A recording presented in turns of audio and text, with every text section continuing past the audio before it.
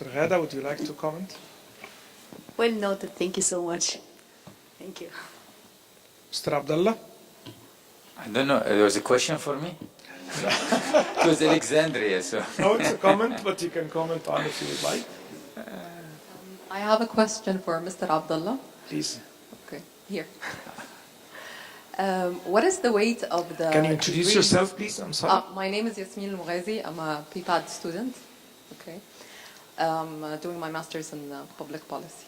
What is the weight of the degrees gained from the IBC universities in the labor market versus the ones gained from the universities in their hometown?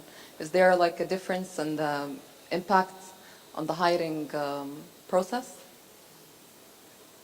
Look, I think things has evolved the last 15 years. So if I go back 15 years ago, yeah, everybody was restricted about when you hire. But we have two sectors. You have public sector and you have private sector, and you have nationals and Arab and expats and people who just come and go. So you have a mix between. I think back 15 years ago, yeah, this attestation or the stamp meant a lot. But I don't think it is that much now. I think now, with having a lot of focus on SMEs now, small and medium-sized enterprise, they're actually looking at the employees. I think, as the minister said this morning, can you work? Can you do the job? Are you capable? If you're not, I am not a public sector. I'm not gonna give you a job for life. That is changing. But that's also now changing in the public sector, because I'm in the public sector now, and we hire people. And we used to hire people on CVs, and then very often those who had stamp, but we found out they are not good. So we actually stopped that as a government department. We don't. 3 years ago, we banned hiring on CVs. We hire you an app. There's an app if you want to apply for a job afterward, Yasmin. And then the app starts by a question. What is your biggest failure in life? When is the last time you stopped by pedestrian crossing? So we are not hiring people based on certificate. We're trying to hire people on skills, how good they are. Because if you think about public sector, most of the jobs are so not unique. And you are not manufacturing cars or something. But what we're hiring are people who are, for example, good citizen, good-hearted people, and they can learn. So because it gets so bad. I mean, you start getting CVs in 20 pages, and then it goes by. So, yeah, I guess the answer to your question is, as things evolve, as things change, as jobs are getting out of market, as new, not jobs, but are new skills are required, and as some skills are not taught but in the universities, you will see more reliant on the experiences of those kids, but not on the stamps. And the proof in that is Microsoft and Google right now. I think about 50% of new hires don't even have college degrees. And I was talking to the Google recruiter recently, and he told me about the way they send job application, I think last year, to people that are not living even in the US. Somebody in Nepal, somebody in Cambodia, somebody where in Latin America, they send them a job offers. And, well, they came to Silicon Valley. And the first question to Google is, why us?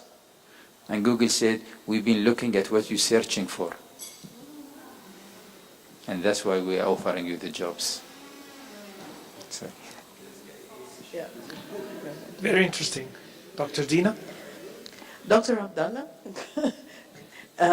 this is Dina. I wanted to ask you a question. You painted a very beautiful and very, very impressive picture for what you do as a regulator. Now, have you had any failures? That is, from your experience as the regulator, the quality assurance body, have there been any IBCs that you said no to? And can you give us your experience for why, what happened, what went wrong?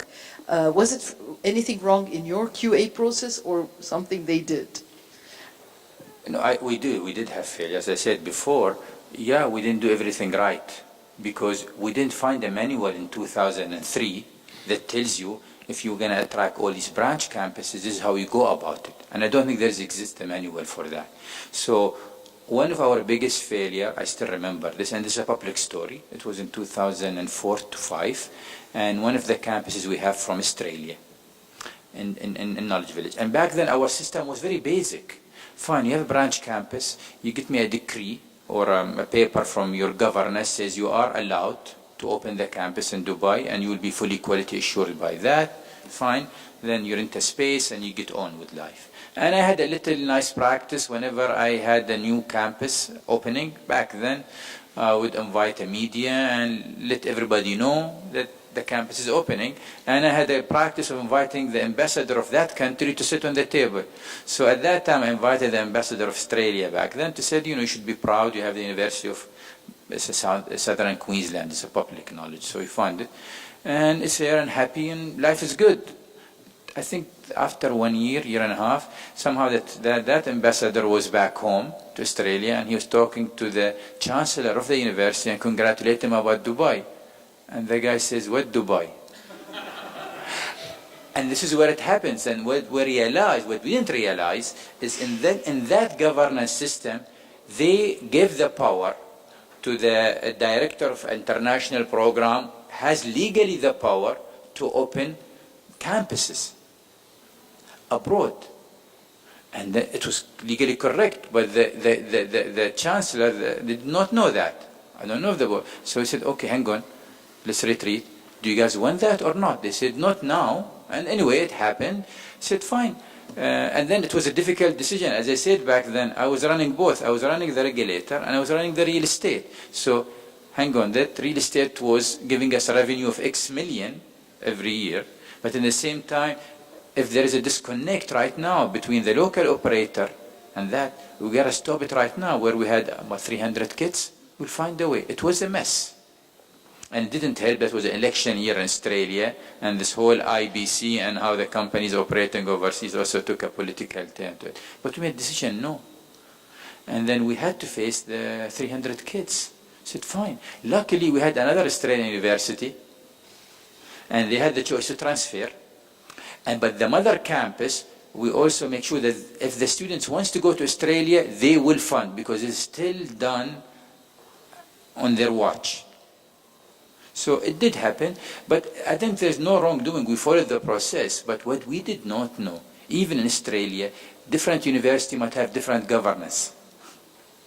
So we changed the process. No, it got to be now the chancellor of the university and the power invested in him or her to do that.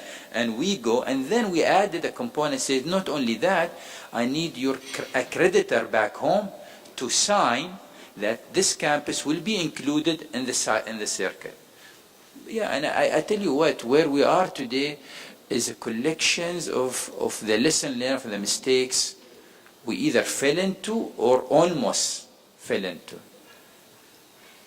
Thank you. Thank you. Sir? Need the mic, please? طب دكتور علي تفضل.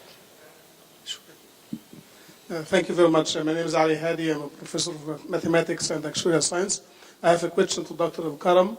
You mentioned that there are several different models for IBCs, and obviously there is no uniformly best model that suits everybody in every time and every situation. For example, one of the determinants is the host country. What works in China, for example, may or may not work in Qatar, and may not work in Egypt. You have been invited here not only because of your extensive experience in IBCs, but also you are known for setting a high bar, high standard for IBCs, so thank you very much. My question is, which one of the models that you know would best fit Egypt? It's funny, me and Jason was just talking about it now. Look, I think I'm going back. The first question is for the government to say, why, you have a landscape of higher education. You have your public institutions, public universities, and you have your private, some of them been here for a very long time and reputed. And saying, okay, what is missing? And is IBC will help? And if it does, in what format?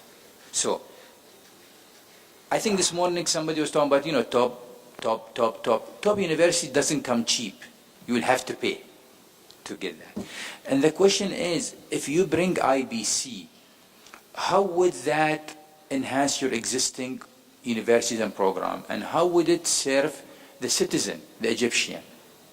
And do you have a strategy to be a higher education tourism place, or you don't? So I think these are the questions that I think has to be answered strategically. And then, yes, then I want IBC. And then based on that, you said, what format do you want to the IBC? But I think in China, they want it for the Chinese, because all Chinese, right? In Dubai, we completely went the opposite. We don't have. We have 10% nationals. They're getting free education, free higher education at top quality US-led faculty. So it's not for them. It's mainly for the rest. So completely the opposite model of it. What I'm saying is the transnational higher education is happening in different format. IBC is one of them.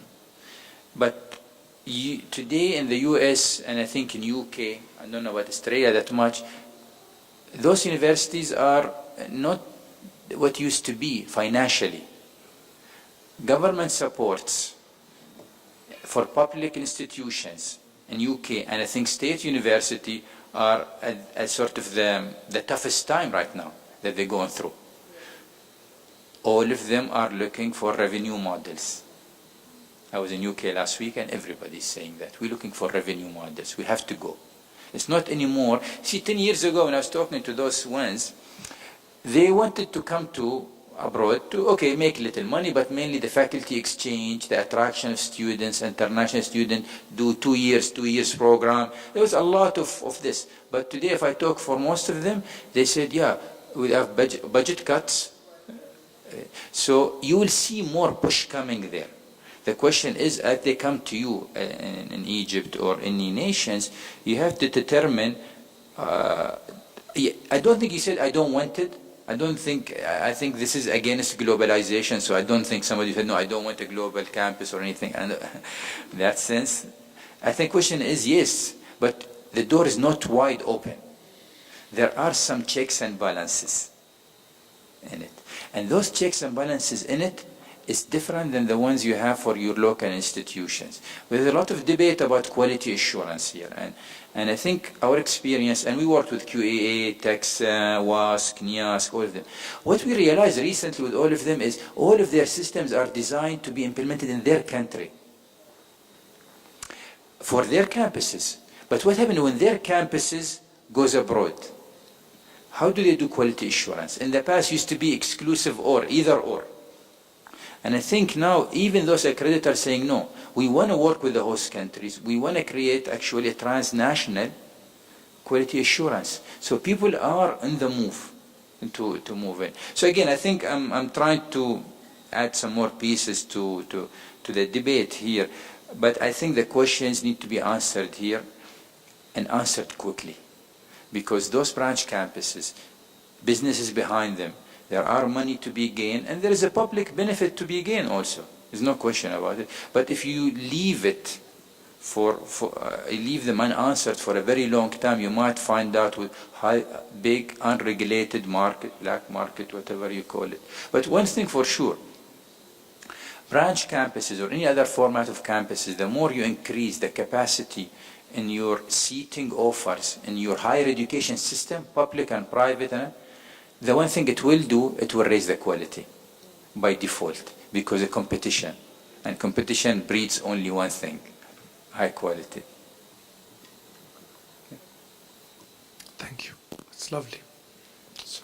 Well, thank you so much. My name is Ahmed Faid. I'm an AC alum. And my question is building on Dr. Ali's question and to Dr. Ghada.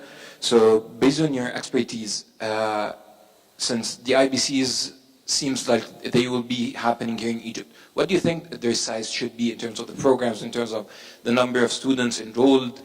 Like this is the first question. The second question is, it seems they'll be expensive. Being expensive, wouldn't the parents would be encouraged a bit more to send their students abroad for the student experience, which might be a bit different if they study at the IBC here in Egypt versus studying in the IBC in the home country? And this leads me to ask Dr. Karam about how did you maintain the student experience? How did you make sure that the student experience in one of the IBC is similar, or it should be the same, like the student experience in the home country? And that's it. Thank you so much. Thank you, Ahmed. I think it's a very tough question. I think these are the right questions to ask. What should IBCs focus on? And I don't think there's a quick answer to that. There's absolutely no quick answer to that. The one thing we should actually spend time focusing on is what are the needs. We definitely need more diversification. We need a more diverse skill base in the labor market. But what are the specific needs? This is not a question that could be answered off the hook like that. There has to be some serious research on what is needed in the labor market. When new degrees are introduced, as we do here at AUC, we have to do some market research. We have to go talk to employers. We have to go talk to alum. We spoke to you when we were trying to introduce our minor in public and global and public affairs. So you need to do this. You need to do the legwork to have, and I think the point that Mr. Karam made, that you need to really act fast, but you need to act based on make informed decisions. Informed decisions only come by collecting data, by doing the legwork for what is needed, asking these questions very broadly, talk to employers, talk to parents, and talk to potential students. This is what you need to do. And this has to be done very fast. I agree with Mr. Al-Karam. It's before you have the IBCs moving in, you need to do the legwork for that. Thank you, Ahmed. I think there's two questions, one with the price and one with experience. The easy one with experience. I do not think you can match the experience you'll get back home. I don't think so. I mean, I went to school in the US, 40,000 kids in the school. We have everything, but the school is founded in 1801. Of 200 years. You can't create that. You cannot do that. You will not, don't set the expectation to be there. However, you will have a different experience. Because I notice with the students who come to Dubai, they said, this is a different experience. We are not living in a college town. We are living in a city. It's a different dynamics, different experience. So I don't think neither the experience nor the quality will be matched on day one as is. It will be different. In the sense. On the pricing point, which is very interesting, because this is very much debated in Dubai. And my answer to it is one. The branch campus will be cheaper than the one back home. That's fact. Because if back home is cheaper, people will go. And then the one you have here will go. Okay. So one, it will be cheaper than that, relatively. Second,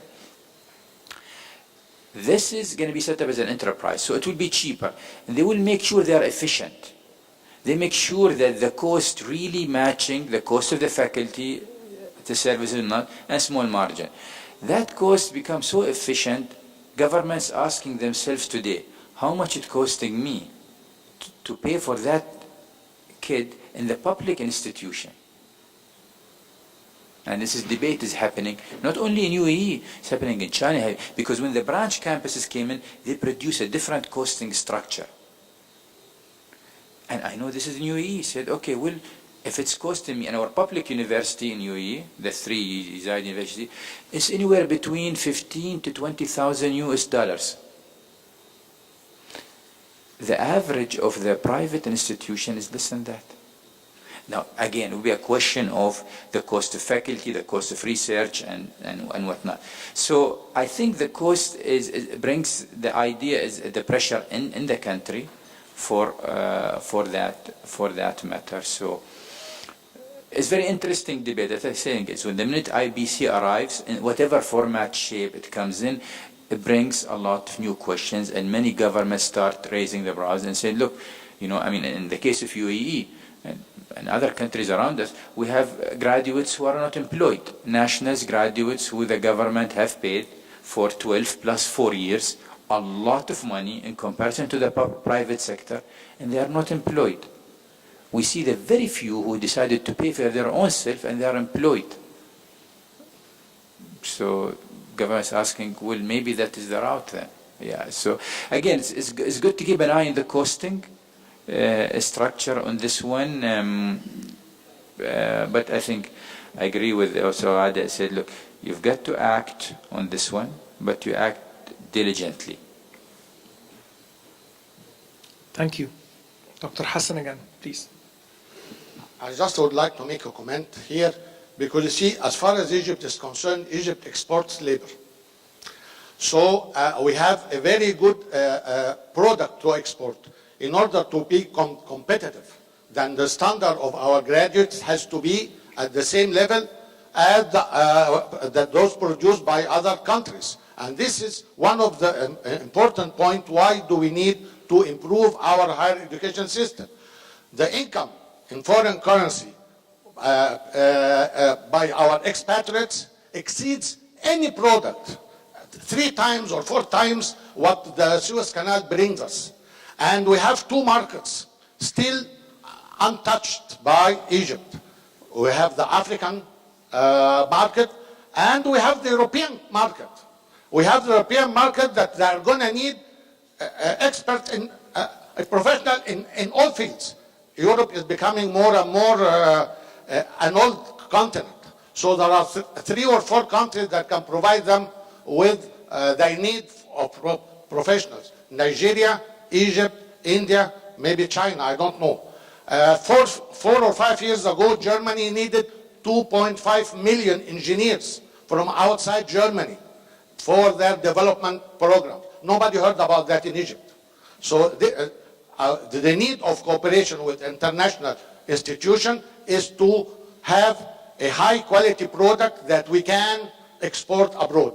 The growth of the Egyptian economy will never be able to accommodate all the new people going into the labor market. So one of the solutions is to find external needs. This will solve 2 problems. First of all, the local unemployment, internal unemployment. Second, it will produce foreign currency needed by the government. So this is why we should cooperate in whatever form with international institutions. Can I comment on that? Yes, please. Recently, I had a visitor from one of the countries, and it's high official, and he came to look at the experience of what we've got in Dubai. And I mean, I think his end question was, okay, how can I make this happen? How can I bring IBCs to my country? My answer was him is, first, allow your own campuses to go abroad, and you learn the experience. Because in that country, they have a very good brands. You actually don't need IBC. I mean, you might need them as a nice option, but because of their brand is so stayed in the country, highly protected, government supported all the way, they never competed. So my point here is in Egypt, you have exportable product. You have institutions, at least to the rest of the Arab world. I mean, I think I rather talked about the history, and you talked about the history, right? Why they're not out there? Why they're not in those countries where we have today other branch campuses? Maybe a question for you to answer.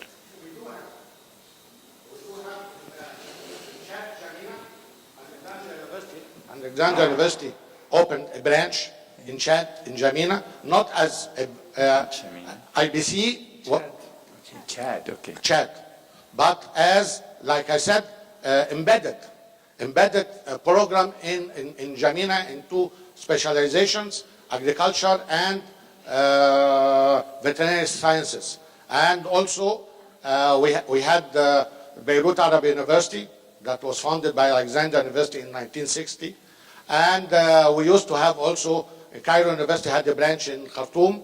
And in Juba now, Alexandria University is establishing a branch in South Sudan also. So we do have some experience in having our own branches in other countries.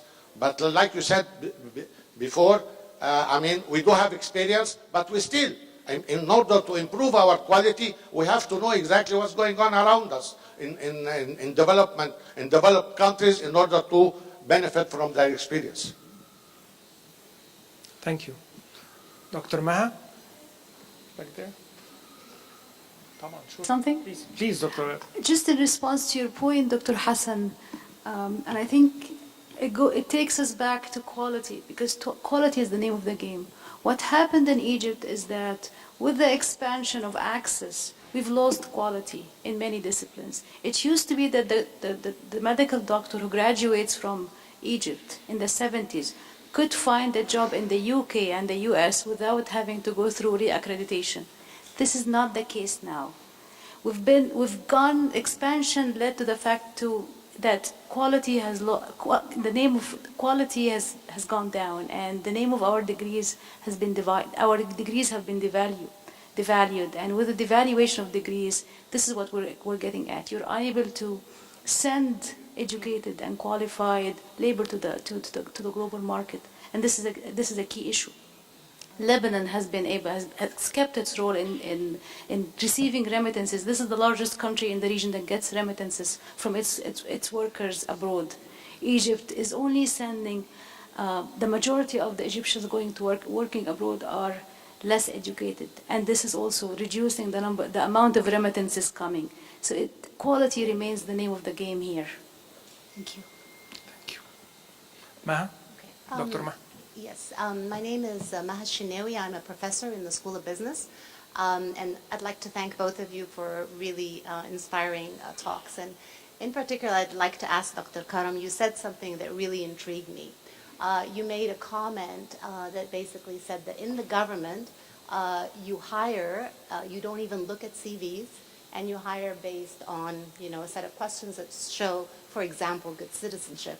And you also said that 50% of Google and Microsoft employees I hired that don't even have college degrees. So it got me thinking of two things. One of them, what are your thoughts on the fact that Google and Microsoft would hire 50% of their employees for people that do not have college degrees, and what does that say about our educational systems? That's my first question. And then my second question is, how do you get to break norms in that fashion, and how do you, in the government decide that we don't look at CVs, we're just going to do it based on skills, and I just find it to be fascinating. And was there any pressure against that? Was there any resistance to that? Just intriguing story. I mean, in the government, I mean the department I had, because I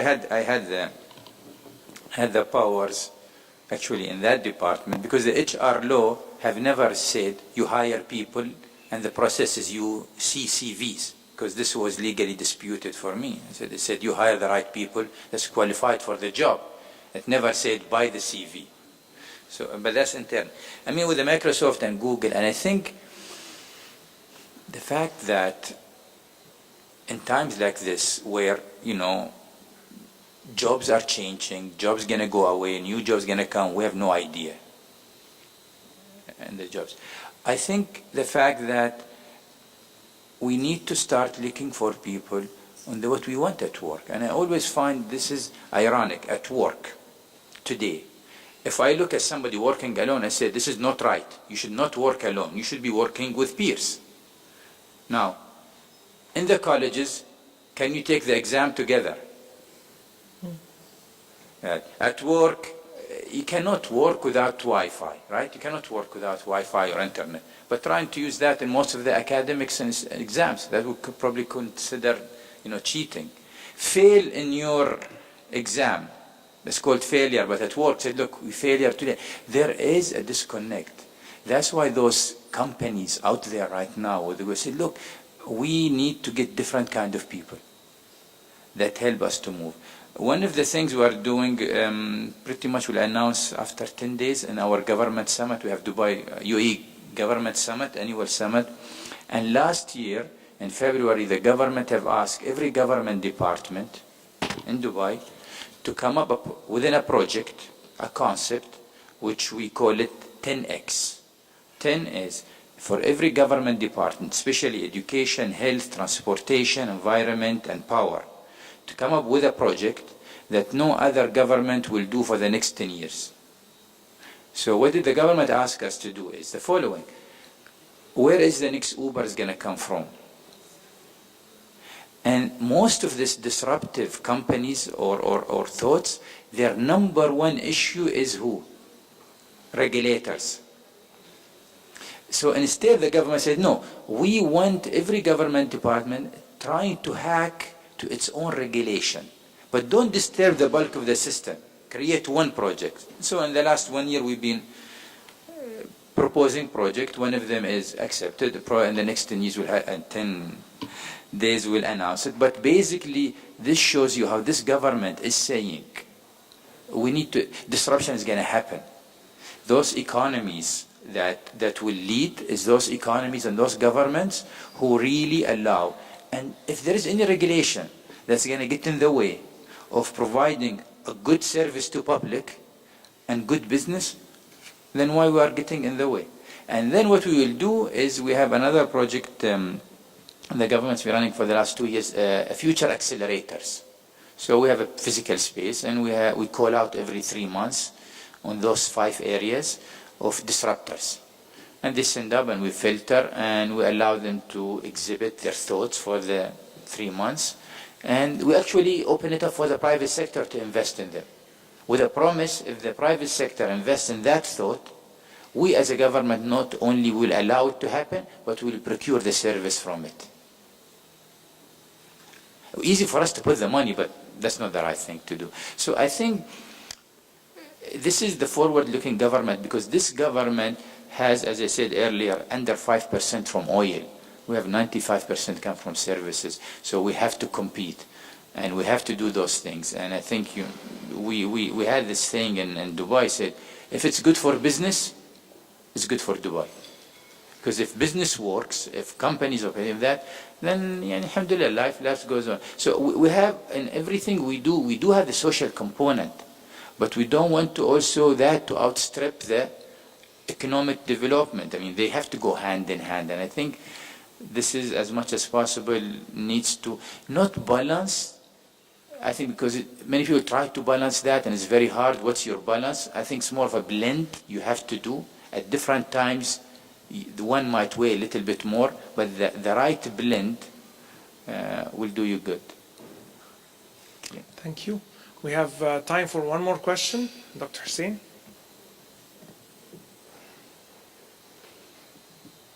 Hi, my name is Hussein Amin, and I'm directing my question to Dr. Karam. I need you to give me some feedback on how the IBC branches in the United Arab Emirates dealt with the issue of information gathering for research, for example, some culture taboos that created some minor issues with NIU campus, for example, and other issues related to conducting research with particular reference to the UAE. Thank you. You know, before I started with the branch campuses in 2002, I came back from the US to Dubai to actually do research, to encourage research and work on research. And my first job was the head of research at the Dubai Internet City, which I immediately realized it's not going to happen. Because, you know, you come with a mindset in places like in the US, you have and National Science Foundation, DARPA, you have Russian. You have different governments who encourages research. And you have very well established 200-300 years in institutions, and you have a private sector. So the whole ecosystem works. But what we realize in Dubai, we are so young. Back then we were less than 40 years old, and most of our companies are very young, and our oldest university is UAE University, late 70s. So it get me to think about, okay, well, one, we need time. Second, will it work the same way it is working in those economies? And my answer was not. Because I think and I'm not talking about the branch camps, I'm just generally in all of them. What we find missing is the component of researchers. Who's going to set the agenda for research? In the US would be the defense, or would be some national science, Who's setting the agenda for research in this part of the world? And second, who's going to pay for it? last but not least, who is going to protect it? It's missing, the components are missing, but that doesn't mean it's not going to happen. I think it will happen, but it will happen differently. From what I've seen in the last couple of years, I think there is a tendency toward more applied research because of the private sector involvement. But the IBCs today are not universities. They are today teaching institutions, and mainly bachelor's degree. So they focus on teaching. There is new efforts coming to the postgraduate program, and I think once that develop, once the PhDs develop, then you'll start seeing research. But I think when they come in as a campuses from overseas, they have to give numbers. They have to show a number, students' numbers, and they have to show earning. But I think it will happen. I'm not quite sure the model of the research in the 21st century. Sorry, you're raising your hand here.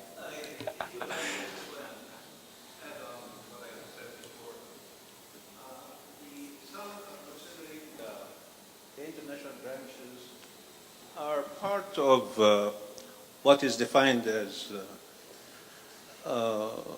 some sort of maybe public diplomacy of a country.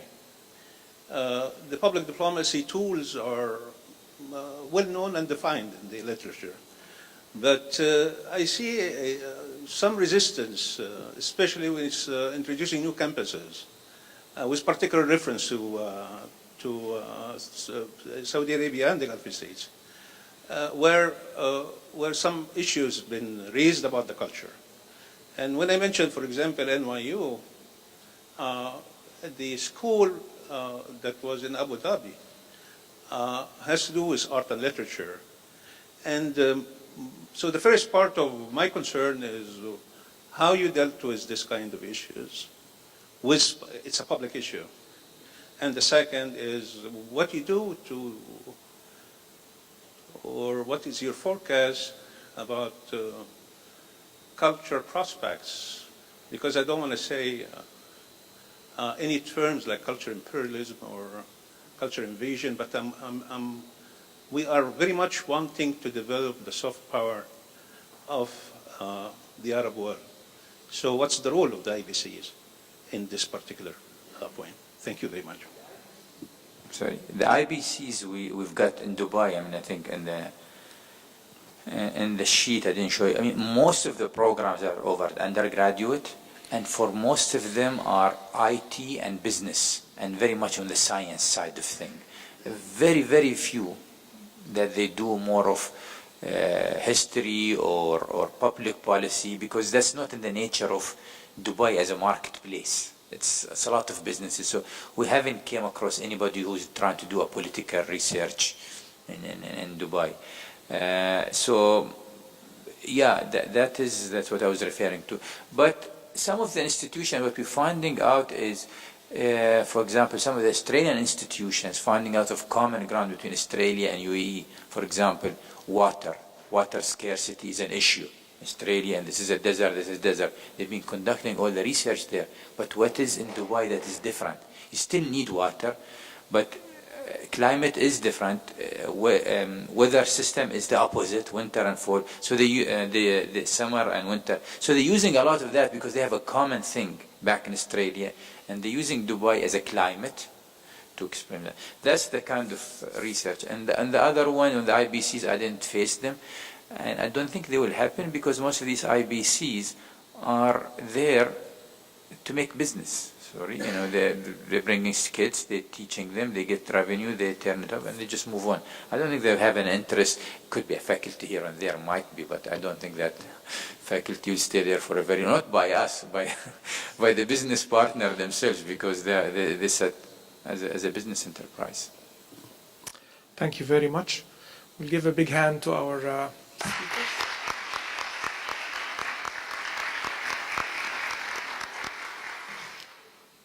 So with that, I think we have come to the end of the day, and I hope it was insightful and useful.